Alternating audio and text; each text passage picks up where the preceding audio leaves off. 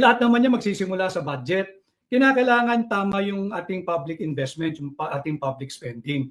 Binawasan yung siniro yung PhilHealth. Pagkatapos kuhaan ng 60 billion pesos last year, binigyan ng zero appropriation for this year. Ang DBP at yung Inland Bank of the Philippines kinuhaan ng combined 75 billion pesos. At ang sabi mismo ng International Monetary Fund, ibalik ninyo yung kapital na kinuha nyo sa DBP at Land Bank o hindi magkakaproblema yan. At ganun din mga kababayan, yung PDIC, yung Philippine Deposit Insurance Corporation, tinangayan din ng 117 billion pesos. Saan linagay? Linagay nila yan doon sa unprogrammed appropriation. Yung unprogrammed appropriation, ito po yung pag nag-home budgeting kayo, ito po yung hindi kailangan. Ito po yung gusto lang natin. Ito po yung hindi naman talaga needed sa ating araw-araw na pamumuhay. Ito po yung kapritsyo. Ito po yung luho. Dito po nakatago yung korupsyon ng mga mambabatas sa import barrel nila. Itong unprogrammed appropriation. Therefore, mali kasi yung public investment. Imbis na palakasin yung health, yung agriculture, at yung ating social services, pinalalakas po nila yung public works. Alam naman natin sa napupunta yan eh. Sa Cat's Eye, yung nakikita po yung may liwanag sa kalsada, yung parang stud doon na linalagay, magandang tingnan sa mata. Pero hindi po nakakain yan, hindi po nangunguya yan, bakal po yan o plastic po yan.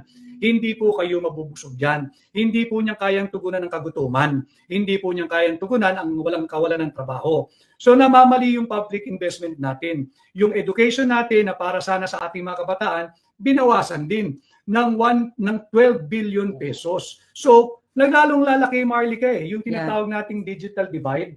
Lalong yung mga nag-aaral sa public schools, wala na nga silang gadget, tinanggalan mo pa ng 12 billion pesos, lalong lalaki yung disadvantages nila kung iahambing mo doon sa mga same grade level na nasa private school.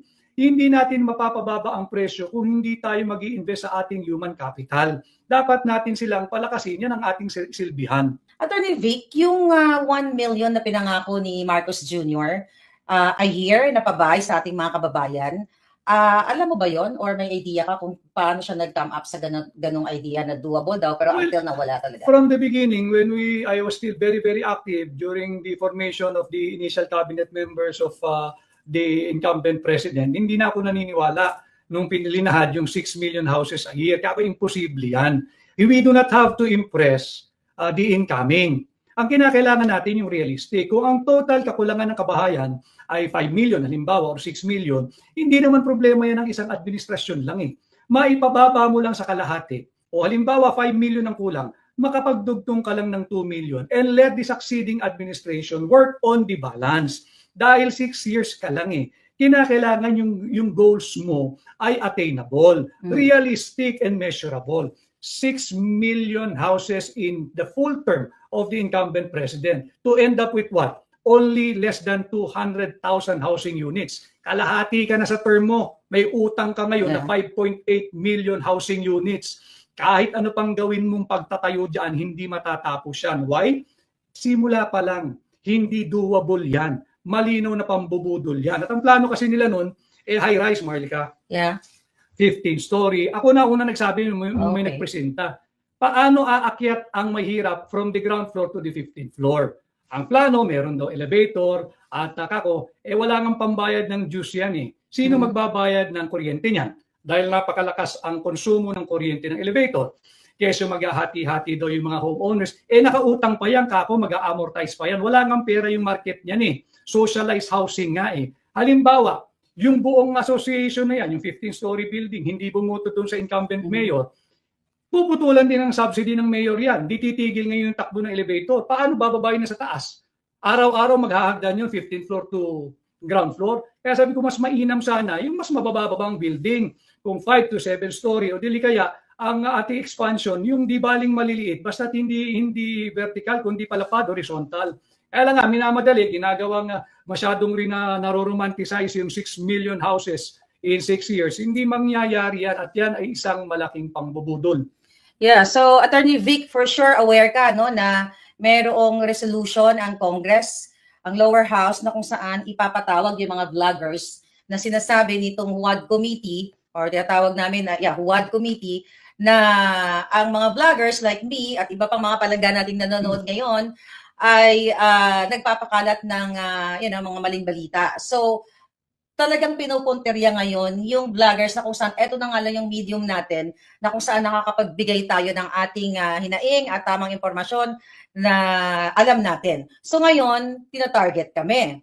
So, pero yung mga isyong malalaki, ayaw nilang pag-usapan sa Senado, sa lower house. So anong masasabi mo o mensahe mo dito, yung mga kongresista dyan o kongresista na tina-target ang mga ordinaryong citizen or vloggers like us? Magdaan-daan sila, pag-isipan nilang mabuti sapagkat yun nga, we have to uphold, defend, and respect our Constitution. It's very clear sa ating saligang batas. Again, Article 3 sa Bill of Rights, Section 4, that no law shall be passed abridging the freedom of speech, of expression, or of the press. No law. Sinabi na, negative na agad, no law. Tapos shall. Utos na yan hindi conditional. No law shall be passed abridging the freedom of the speech, of expression, or of the press. Now, ano layunin nung gagawing investigation? Because if they feel that some blogger or vloggers have crossed that red line, then the remedy is to file the appropriate criminal case, whether it be libel under the revised penal code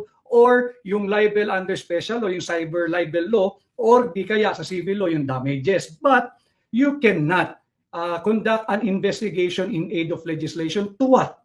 Babawasan mo yung constitutional guarantee ng free speech, free expression, and freedom of the press. Bawal yan. So pag-isipan ninyo at huwag naman natin gamitin sanang plataforma o venue yung congressional investigation to intimidate yung mga miyembro ng new media, yung nasa social media.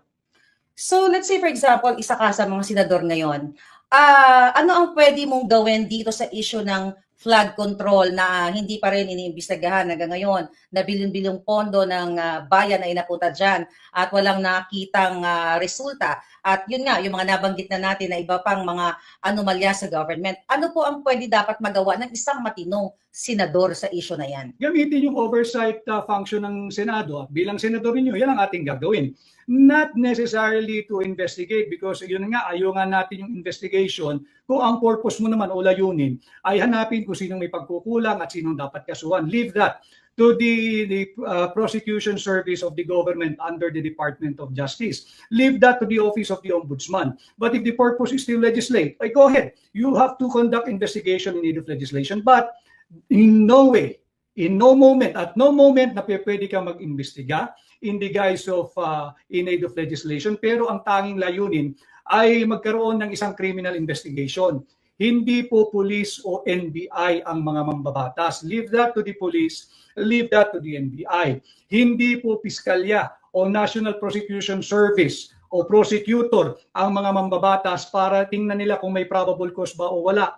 At lalong hindi korte ang mga mambabatas. They do not have the training, they do not have the knowledge, they do not have the expertise, and they are not a trial agency or trial body. So wag na nilang pakialaman at saklawin yung functions ng mga yan.